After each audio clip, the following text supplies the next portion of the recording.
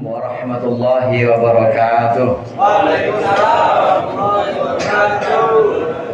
Alhamdulillahi jalla wa ala, ahmaduhu ala jami'il ala, wa ashkuruhu syukra man ufiya minal bala. Ashhadu an la ilaha illallah wahdahu la syarika lahu wa la mumathila, wa ashhadu anna Muhammadan abduhu wa rasuluhu dzul maqamil a'la.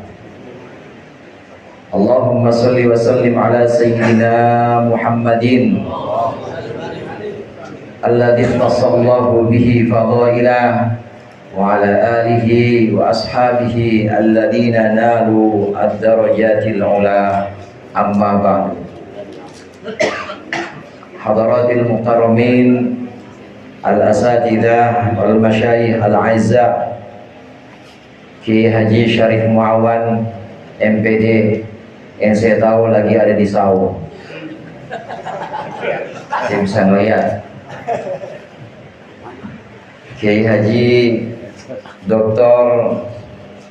Muhammad Sabrun Zayyan, Kiai Haji Arif Rahman,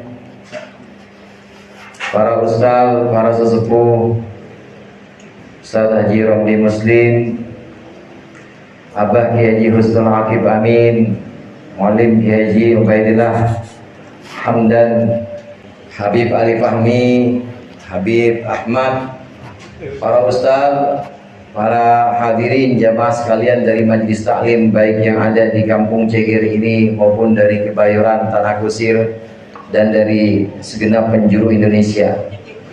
Alhamdulillah, malam hari ini kita berkumpul di sini memenuhi undangan dari sahibul hajat, Ustadz Ahmad Rifai. Beliau ini 3 serangkai dengan Ustadz Khotib dan Ustadz Luqman Hakim. 3 serangkai tanwirul afkar yang menerangi pikiran masyarakat. Amin. Saya tahu dan kenal beliau dengan berbagai macam nama. Kadang saya manggilnya Om Pai. Kalau orang Bayoran biasanya panggilnya Cing. Kalau saya udah rada modern, jadi udah makan hamburger dah. Kalau yang masih ikan pedak biasanya Cing Pai manggilnya. Begitu Bang Haji ya, Cing Pai. Di sini beliau juga dikenal dengan Abi Arif. Abi Rifai. Ada yang panggilannya Arif juga. Almarhum Buya Kiai Haji Muhasyar, kalau manggil beliau ini Arif. Jadi dulu ceritanya saudara, ada undangan, tulisannya A Rifai. Ternyata spasinya kurang jauh, jadi panggilnya lu Arif ya toh. Jadi Abi Muhasyar panggilannya Arif. Beliau Ustadz Ahmad Rifai, ya orang tua saya, om saya juga, omnya Ustadz Ahmad saudari juga. Ini yang banyak bergelut di tanwirul afkar dan juga yang memperkenalkan masjid kepada penduduk, kepada warga Kampung Cegir ini. Alhamdulillah, malam hari ini kita memenuhi undangan beliau untuk sama-sama mendoakan dan juga mohon barokah kepada beliau atas keberangkatannya insya Allah dalam waktu dekat ini ke Tanah Suci Makkah. Kita doakan mudah-mudahan perjalanannya lancar dan selamat, dan Allah jadikan haji mabrur, kembali ke sini untuk memberikan wasiat. Jadi jangan wasiat aja, belum udah wasiat. Maksudnya kembali kemari lagi, kasih wasiat takwa lagi. Kasih wasiat takwa, ada banyak majelis-majelis, ada banyak mimbar-mimbar yang memang beliau harus isi karena memang tanggung jawab beliau. Mudah-mudahan Allah berikan keselamatan hingga kembali ke tanah air. Bapak-bapak hadirin jamaah rahimakumullah, perjalanan ibadah beliau ini insya Allah kalau gelombangnya gelombang pertama ini ke Madinah dulu. Betul Kiai? Ke Madinah dulu. Di Madinah ini tanah yang bukan sembarangan tanah. Madinah ini adalah tanah yang merengkuh jasad mulia Rasulullah Sallallahu Alaihi Wasallam. Orang tua kita dulu bilang, orang kalau meninggal, kalau wafatnya di tanah Cegir, itu berarti dia diciptain dari tanah Cegir. Kalau meninggalnya di Kebayoran, itu berarti diciptain di Kebayoran dan nanti dikuburkan di tanah Kebayoran. Begitu juga unsurnya Rasulullah Shallallahu Alaihi Wasallam. Beliau wafat di Madinah dan dikebumikan di Madinah. Itu berarti unsur mulia beliau ini ada dari tanah Madinah. Oleh karenanya tanah Madinah ini tanah yang paling mulia di antara tanah-tanah yang ada di seluruh penjuru dunia. Gak ada yang bisa beli tanah di sana. Gak ada. Di sini punya kontrakan banyak, coba ada di sana. Gak bisa. Mahal tanahnya dan tanah mulia. Ukurannya bukan hanya ukuran dunia, tapi ukuran akhirat juga. Imam Muslim mengatakan latiba ya'dilu turban dhamma a'dumahu tuba limuntashiqin minhu wa multatimi. Kalau Sona Jiromi dilaguin itu, dia mah lagunya banyak, suaranya enakan juga. Kalau saya kan pas-pasan. Latiba ya'dilu turban dhamma a'dumahu tuba limuntashiqin minhu wa multatimi. Sama-sama. Maulaya sholli lim daiman abada ala habibika khairil khalqi kullihim. Latiba ya'dilu turban dhamma a'dumahu.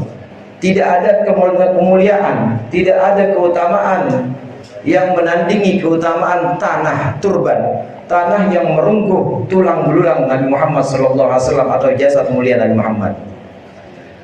Madinah ini adalah tanah yang paling mulia, tanah yang paling utama di antara tanah-tanah lain, di mana Rasulullah dikebumikan di situ. Karenanya menurut satu hikayat Syekh Nawawi Banten hadirin, ketika beliau ada di Madinah beberapa waktu, Syekh Nawawi Banten ini kalau mau buang hajat itu pasti keluar dari tanah haram. Keluar. Ada batas, kalau kita ke sana itu ada batas haram Madinah, haram Makkah. Jadi semacam gapura yang menandakan ini udah tanah haram. Keluar dari situ. Kenapa demikian? Demi memuliakan jasad mulia Rasulullah yang di situ Rasulullah direngkuh, yang di situ Rasulullah dikebumikan. Madinah ini tanah yang paling mulia. Tuba limuntashiqin minhu wa multatimi. Maka beruntunglah orang yang rindu kepada Madinah dan orang yang bisa bertemu dengan Madinah. Alhamdulillah Ustadz Ahmad Rifai, Abi Rifai insya Allah akan sampai di sana. Amin. Dan saya yakin jamaah yang pada di sini juga udah ada catatannya di sana. Catatannya bang, buku daftar tamu Bang Ubay ada nggak? Tulis itu, sebutin namanya yang hadir di sini. Kalau nggak ya di jamaah aja. Yang hadir di sini, Kiai Sobron, Kiai Syarif Wawan, sebutin namanya di sana. Insya Allah nanti akan sampai juga ke makbarah atau ke makam Rasulullah SAW. Nanti langsung berselawat langsung kepada Rasulullah SAW. Tanah Madinah, tanah yang demikian mulia ini, oleh karenanya ketika sampai di sana, kita di sana, ketika sampai di kota Madinah, maka renungkanlah bahwa itu adalah tanah di mana Rasulullah berjuang, di mana Rasulullah disambut dengan kaum Ansor, kemudian memperjuangkan Islam, hukum-hukum yang semua kebanyakan adalah ada di Madinah. Kalau kita lihat hukum-hukum yang ada di Makkah, itu belum melalui atau belum sampai hukum-hukum syariat, masih akidah saja. Dakwah Rasulullah di Makkah ini masih memperkokoh fondasi tauhid, karena orang-orang Mekah saat itu, orang-orang kafir, orang-orang jahiliyah saat itu, kafir Mekah itu memang tauhidnya, akidahnya masih melenceng. Maka dakwah pertama, pada periode pertama Rasulullah masih meluruskan akidah, belum ada hukum-hukum agama. Paling yang sudah diwajibkan baru sholat, yang lainnya hukum zakat belum, faraid apalagi, hukum nikah belum ada di sana. Tetapi di Madinah sudah mulai sempurna fondasi Islam dari segi akidahnya. Maka Rasulullah di Madinah ini berjuang bersama para sahabatnya, dituntun dan dibimbing dengan Allah tentunya. Di Madinah inilah banyak Allah turunkan ayat-ayat ahkam, ayat-ayat yang berisi tentang hukum-hukum Islam. Ini satu kota yang merupakan kota mulia dan satu tipe kota yang dulu belum pernah ada, saudara. Belum pernah ada satu kota yang penduduknya heterogen, penduduknya itu benar-benar majemuk, bukan cuma satu agamanya, dan bukan cuma satu sukunya, tapi bisa akur, bisa rukun. Dari suku Arab aja ada Aus dan Khazraj, ratusan tahun perang, nggak boleh nyenggol dikit bacok. Aus sama Khazraj itu.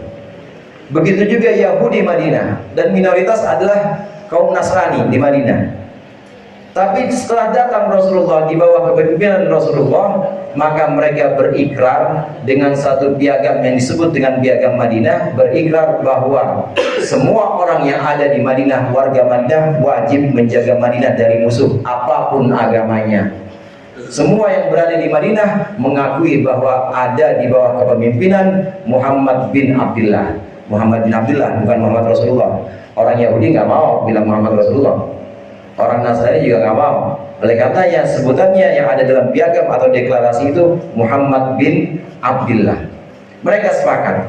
Ini satu model kota, satu model pemerintahan yang zaman dulu belum ada. Kalaupun ada satu pemerintahan atau kota yang terlihat rukun, itu pasti rukunnya di bawah tekanan.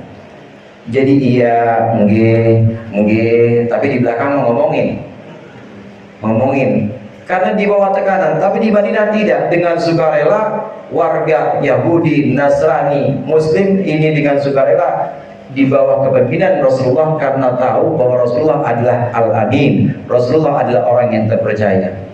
Kota Madinah ini sepak terjang Rasulullah, di mana kita harus renungkan ketika kita sampai sudah di sana. Ketika sudah tiba di sana di Madinah, maka kita renungkan bahwa tidak ada satupun tanah Madinah ini yang tidak diinjak dengan harumnya Rasulullah Sallallahu Alaihi Wasallam. 9 hari 9 malam 8 hari begitu ya. 8 hari 9 malam. Yang bingung kalau 8 hari 20 malam, gimana ngitungnya itu? 8 hari 9 hari 8 malam.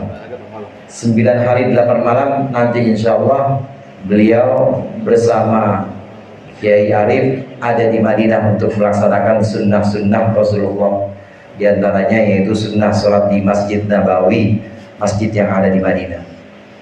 Kemudian setelah itu hadirin, Ustadz Rifai dan juga rombongan dengan Kiai Arif, dan insya Allah kita juga akan mengikuti nanti jejak beliau, amin. Yang penting mas ziarah dulu sekarang Pamijahan. Di Pamijahan di goanya itu ada peci ya Ustaz. Peci. Coba naik di situ. Kalau kira-kira pasti berangkat. Asal pulang dari Pamijahan daftar haji. Jadi ongkos ke Pamijahan ya kira-kira 150. Daftar haji 25.500. 25.500 tambah 150. Insya Allah. Kalau mau berangkat haji niatnya dan juga tentu dengan daftar, insya Allah. Sekarang banyak talangan haji itu, dana talangan haji yang dari bank Mandiri, dari bank BRI, yang dari bank Haji Syukur, ada nggak ya? Talangan, pokoknya talangan ini sebagai bukti, sebagai wujud bahwa kita serius pengen berangkat ke sana. Daftar dulu. Soalnya sekarang ini udah 25 tahun nunggunya. 27 malah kata beliau.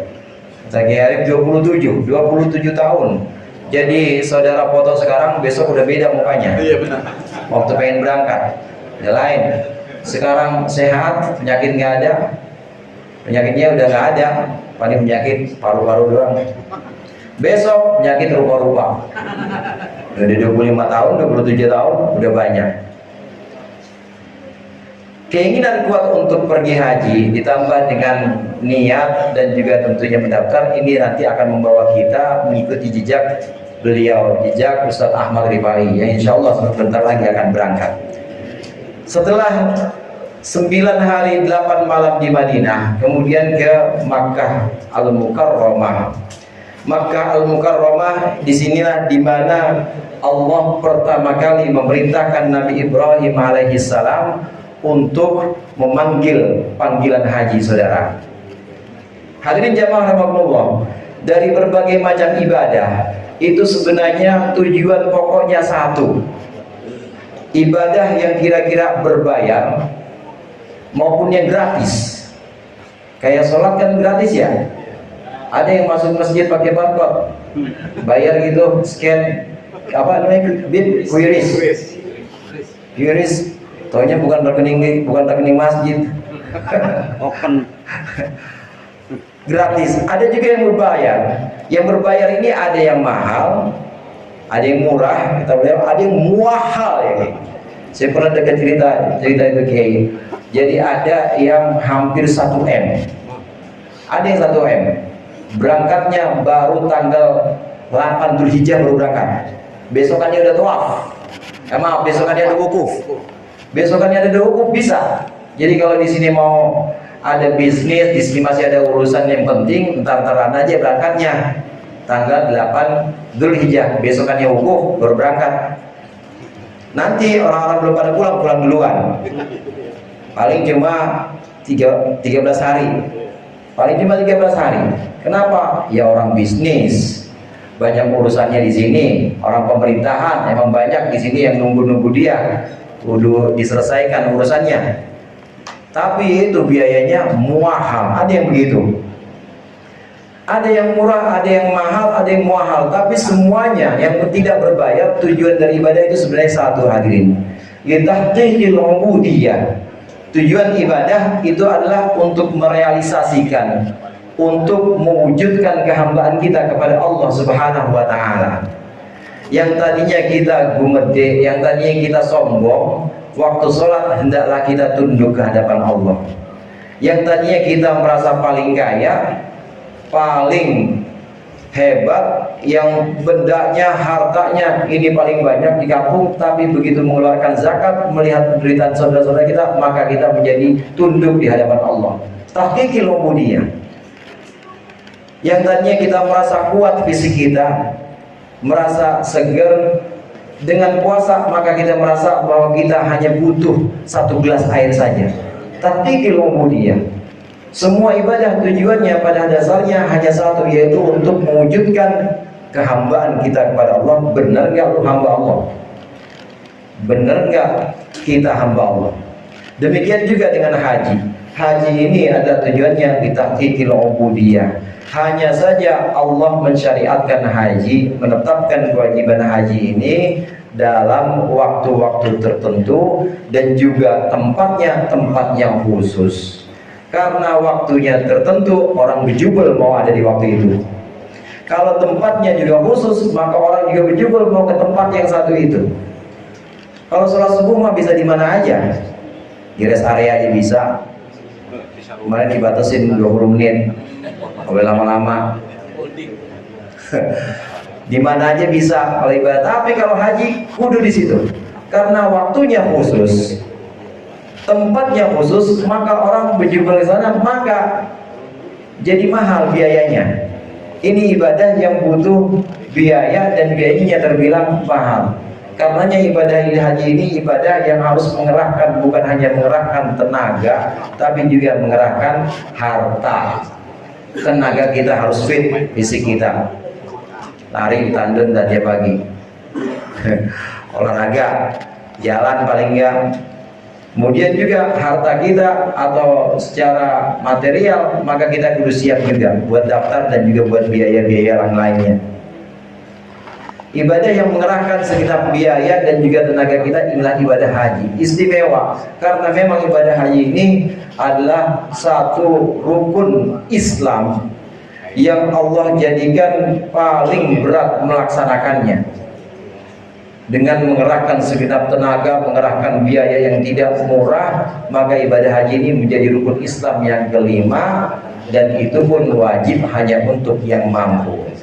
Hadirin jamaah rahimakumullah, sebelum Allah syariatkan ibadah haji yang ada di rukun Islam, sebenarnya sudah Allah tetapkan dan sudah Allah perintahkan Nabi Ibrahim alaihissalam untuk memanggil manusia. Allah Subhanahu wa taala berfirman, wa'adzin fin nasi bil haji ya'tuka rijalan wa 'ala kulli dhamirin ya'tuna min kulli fajjin 'amir. Nabi Ibrahim Allah perintahkan untuk panggil itu orang-orang Ibrahim. Setelah beliau diperintahkan untuk membangun Baitullah, Ka'bah bersama anaknya Nabi Ismail. Kemudian selesai membangun, maka Nabi Ibrahim diperintahkan oleh Allah, wahai Ibrahim, panggil orang-orang untuk berkunjung ke sini. Hajja yahuju itu artinya datang, saudara. Menuju kemana? Menuju ke Baitullah. Panggil Ibrahim, panggil orang-orang untuk datang ke sini. Nabi Ibrahim waktu itu tanya kepada Allah, ya Allah, gimana saya manggil? Ya orang saya cuma manusia biasa, dan orang di penjuru dunia apa ia dengar? Ibrahim, aku yang memerintahkan, laksanakanlah. Maka Nabi Ibrahim pada waktu itu memanggil, ya ayyuhan nas, kutiba alaikumul hajj. Wahai manusia, Allah wajibkan atas kalian haji. Allah wajibkan atas kalian berkunjung ke Baitullah. Setelah panggilan Nabi Ibrahim ini, maka dalam satu riwayat disebutkan, maka seluruh manusia nyaut. Penghuni, bukan hanya penghuni bumi, tapi penghuni langit ini juga nyaut. Labbaik Allahumma labbaik. Aku datang ya Allah, aku datang menghadapmu, karena mendengar panggilan ini. Riwayat lain Rasulullah SAW mengatakan bahwa ketika Nabi Ibrahim menyebutkan, ya ayyuhan nas, kutiba alaikumul hajj, wahai manusia, telah diwajibkan atas kalian haji, berkunjung ke Baitullah ini, maka menyautlah seluruh orang-orang, baik yang ada di tulang sulbi ayahnya maupun di rahim ibunya, nyaut itu semuanya. Kemudian fala yahujju illa man yujibu da'watah, maka tidak akan bisa haji kecuali orang yang menjawab panggilan Nabi Ibrahim itu. Saudara sekalian, dari sini bisa kita ambil pemahaman bahwa orang yang sudah Allah takdirkan untuk bisa berangkat haji, Ustadz Ahmad Rifai, Kiai Arif Rahman yang insya Allah akan berangkat ini, itu dulu waktu di tulang sulbi bapak beliau, di tulang sulbi itu berarti masih ada di punggungnya bapak beliau, itu begitu mendengar wa'adzin finnasi bil haji, begitu mendengar Nabi Ibrahim berseru, mungkin ada saat itu di tulang sulbi buyutnya itu nyaut, labbaik Allahumma labbaik, aku datang ya Allah, aku datang. Mungkin ada di tulang sulbi kakek buyutnya, bukan hanya buyut tapi kakeknya buyut. Perjalanan manusia itu dari tulang sulbi ke tulang sulbi ke rahim, kemudian ke tulang sulbi lagi ke rahim lagi, dan begitu seterusnya. Orang yang berhaji, orang yang berangkat ke sana adalah orang-orang yang dulu Nabi Ibrahim, ketika Nabi Ibrahim memandangkan panggilan haji atas dasar perintah Allah, ini adalah orang-orang yang sudah sejak dulu menjawab labbaik Allahumma labbaik. Ada yang di tulang sulbi, ada yang sudah berada di rahim ibunya. Nah, terus bagaimana kita? Apakah kita termasuk yang menjawab atau enggak? Maka hadirnya saudara-saudara sekalian di sini, hadirnya kita di sini, insya Allah ini merupakan tanda-tanda bahwa kita adalah orang yang akan berangkat haji. Amin. Karena orang yang demen kepada sesuatu itu pasti akan didekatkan dengan sesuatu itu. Orang yang demen dengan orang yang pergi haji, insya Allah dia akan pergi haji juga. Amin. Orang yang demen sama pisang, pasti dia dekat-dekat pisang. Yang demen sama kopi, pasti dia dekat-dekat kopi. Begitu juga orang yang demen dengan pertemuan haji, insya Allah itu adalah orang yang ditakdirkan akan berangkat haji. Amin ya rabbal alamin. Hadirin jamaah rahimakumullah, demikianlah cara kita membaca takdir atau membaca qada, ketetapan-ketetapan Allah. Kita semuanya tidak tahu apakah kita ditetapkan oleh Allah sebagai orang yang pergi haji atau enggak. Tapi paling tidak, i'malu kullun muyassarun lima khuliqalah. Pokoknya kita berbuat saja, beramal soleh saja. Maka segala sesuatu itu Allah ciptakan sesuai dengan tujuan penciptaannya. Orang yang tujuan penciptaannya surga, berarti itu ketika di dunia dia kumpulnya sama ahli surga, ahli zikir, pengajian, bacaan Quran dan lain sebagainya. Kullun muyassarun lima khuliqalah. Orang yang memang ditakdirkan untuk menjadi orang yang bahagia dunia akhirat, itu pasti jalannya sudah ketahuan di dunia. Lalu bagaimana dengan kita? Kita mengukir hari-hari kita, kita coba menata hari-hari kita supaya kita terlihat bahwa kita adalah tanda-tanda orang yang selamat. Termasuk bahwa kita adalah tanda-tanda orang yang akan pergi haji tadi. Jadi yang namanya takdir atau ketetapan itu boleh kita ukir, boleh. Yang nggak boleh itu kita mengubah takdir yang sudah Allah takdirkan dan sudah berjalan, nggak bakal bisa. Udah berjalan, udah azan subuh, kemudian matahari udah terbit, kita pengen mengubah lagi biar matahari balik lagi, nggak bisa. Itu udah jadi begitu. Ini semua laki semua ini ya, agak ada wadah ini. Ngubah takdir, saya pengen ya Allah jadi perempuan, saya pengen jadi seorang ibu, nggak bakal bisa kalau yang seperti itu, karena sudah terjadi. Tapi kalau yang belum terjadi, maka kita bisa mengukir, kita bisa menata, kita bisa mencoba membentuk diri kita termasuk bagian yang mana, termasuk orang yang mana. Kita yang memang terlatih untuk ke majelis-majelis taklim, terlatih untuk senang dengan pengajian-pengajian, terlatih untuk hadir ke pertemuan-pertemuan haji, itu insya Allah adalah orang yang sedang mengukir, sedang menatap bahwa dia akan pergi haji. Amin. Mau yang mahal, mau yang mahal, mau yang murah, pokoknya insya Allah berangkat semua. Amin. Yang terakhir yang ingin saya sampaikan di sini hadirin, nanti tanggal 9 itu ada pokok dari ibadah haji. Rasulullah SAW menyebutkan al-hajju Arafah. Haji itu di Arafah. Intinya adalah di Arafah. Di Arafah ini orang kumpul. Nanti Ustadz Rifai kalau nggak ada yang kenal ya nggak apa-apa. Kalau di sini mungkin setiap perempatan B, begitu saja. Nanti pertigaan ada lagi B. Tapi di sana belum tentu. Mungkin di sana akan kumpul dengan orang-orang yang tidak kita kenal. Di Arafah, berjubel hadirin di sana. Kumpul dengan orang-orang yang tidak kita kenal dari semua negara, dari semua bangsa dengan satu pakaian yang sama.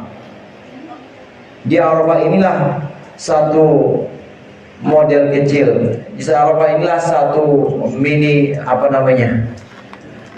miniatur akhirat, miniatur pada mahsyar, orang semuanya berkumpul dan di situ semuanya sama. Di situ semuanya yang membedakan hanya takwanya kepada Allah. Yang paling banyak ingat sama Allah, maka di situ yang paling dekat kepada Allah. Yang paling banyak ingat kepada dunia, ya di situ juga yang paling dia dekat sama dunia. Di Arafah ini miniatur akhirat. Arafah ini inti atau pokok dari ajaran haji, di mana kita ketika berada di sana ini wajib atau dianjurkan untuk banyak-banyak mengingat Allah, terutama banyak-banyak untuk beristighfar. Astagfirullahaladzim, astagfirullahaladzim. Ada satu makalah yang menyebutkan inna minad dunubi dzamban la yukaffiruhu illa al-ghuf. Ini makalah. Namun Syekh Zabidi dalam Inhafus Sadatil Muttaqin syarahnya Ihya ini menyebutkan ini makalah dikeluarkan oleh Imam Ja'far As-Shadiq bin Muhammad Al-Baqir bin Ali Zainal Abidin bin Husain bin Ali bin Abi Thalib, dan ini disandarkan kepada beliau. Artinya ini hadis sampai dari Rasulullah SAW, bukan sekedar makalah. Sesungguhnya ada sebagian dosa yang tidak akan bisa diampuni oleh apapun. Diampuni oleh sholat gak bisa, diampuni oleh sedekah yang miliaran gak bisa, diampuni oleh perbuatan-perbuatan baik yang lain tidak bisa. Dosa ini hanya bisa diampuni oleh wukuf di Arafah. Oleh karenanya wukuf ini adalah satu-satunya tempat di mana Allah menurunkan rahmat dan maghfirahnya, menurunkan ampunannya, sampai-sampai dosa yang di tempat-tempat lain dengan sarana atau ibadah-ibadah lain gak bisa diampuni, tapi dengan wukuf di Arafah, asal diem aja ingin sama Allah, diampuni di sana. Ini mulianya dan utamanya tempat yang namanya Arafah hadirin. Insya Allah kita akan sampai di sana. Saking di Arafahnya ini Allah benar-benar murah, Allah benar-benar dermawan, memberikan rahmat dan memberikan ampunannya, maka iblis tidak pernah terlihat kecil kecuali 2 kali. Iblis itu pernah kelihatan kecil dalam 2 kesempatan, saudara. Yang pertama, iblis pernah kelihatan kecil saat perang Badar. Ini satu-satunya perang di mana malaikat ikut perang, di mana malaikat ikut angkat senjata. Jadi benar-benar orang-orang kafir itu dibunuh, benar-benar orang-orang kafir dihantam sama malaikat. Perang selain Badar nggak ada. Selain Badar, perang Uhud, kemudian perang Khandaq, malaikat itu hanya absyiru bil jannah. Malaikat itu hanya ayo surga, nggak ada yang pegang senjata. Perang-perang lain tidak ada yang pegang senjata. Tapi di perang Badar, karena ini perang penentuan, sampai-sampai Rasulullah munajat kepada Allah, ya Allah, kalau agamamu kalah sekarang, maka tidak akan ada lagi yang menyembahmu, kata Rasulullah pada waktu di Badar waktu itu. Maka Allah menurunkan malaikat untuk ikut perang. Kelihatan di situ malaikat Jibril ikut turun. Dan setelah selesai perang, ini memang dari sahabat banyak yang cerita. Ada orang kata sahabat, perasaan saya mukul belum kena, tapi tahu udah jatuh. Lah itu siapa yang mukul? Malaikat ikut mukul di perang Badar ini. Di situ iblis, saudara, iblis terasa kecil hati dan mengecil langsung di situ. Yang tadinya jumawa, yang tadinya merasa kalah dari Islam, 300 lawan 1000, mana belum terlatih semua ya 300, masih amatir. Tapi yang 1000 ini udah benar-benar pasukan profesional, kalah dia pasti, kata iblis. Tapi begitu melihat malaikat turun ikut perang, kecil hati, ngecil. Ini kesempatan pertama ketika iblis kecil, menjadi kecil dari bentuk awalnya. Kemudian kesempatan kedua, ini iblis menjadi kecil ketika Yaumul Arafah, ketika orang-orang wukuf. Kenapa demikian? Karena iblis mengetahui bahwa dosa-dosa para jamaah haji, termasuk jamaah haji yang asalnya itu tidak diterima oleh Allah, ini terangkat dan diterima semua oleh Allah. Amin. Tidak ada yang tidak diterima oleh Allah ibadah hajinya, tapi karena kemurahan Allah, rahmat Allah, dan juga karena maghfirah Allah, ampunan Allah, semua dosa-dosa dan kesalahan para jamaah haji semua diangkat dan Allah memberikan rahmat kepada para jamaah haji. Kecil hati iblis. Nah, gue udah tahunan gue godain dia, katanya. Udah tahunan, puluhan tahun gue godain dia jadi orang brengsek. Sekarang jadi haji mabrur. Ada yang begitu sini? Udah tahunan gak membujuk dia supaya maksiat terus, tapi diampunin sama Allah. Kecil hati ketika Yaumul Arafah. Ini sedikit kilasan tentang perjalanan para jamaah haji di sana. Perjalanan Ustadz Ahmad Rifai yang insya Allah akan bimbing oleh Kiai Arif. Kita doakan mudah-mudahan perjalanannya Allah berikan keselamatan dan juga kesehatan, baik kesehatan lahir maupun batin. Dan juga tentunya kita mohon barokahnya, kita mohon doa kepada beliau berdua agar dipanggil jamaah Tanwirul Afkar yang pada malam hari ini hadir. Jamaah semua yang hadir baik dari Kebayoran, Jeger, Tanah Kusir yang hadir malam ini dipanggil-panggil, artinya dijamaah aja supaya bisa nyusul dan supaya Allah berikan bimbingan untuk dipermudah bisa berangkat haji. Amin. Mungkin itu saja dari saya, lebih kurangnya saya mohon maaf. Allahul muwaffiq ila aqwamit thoriq. Wassalamualaikum warahmatullahi wabarakatuh.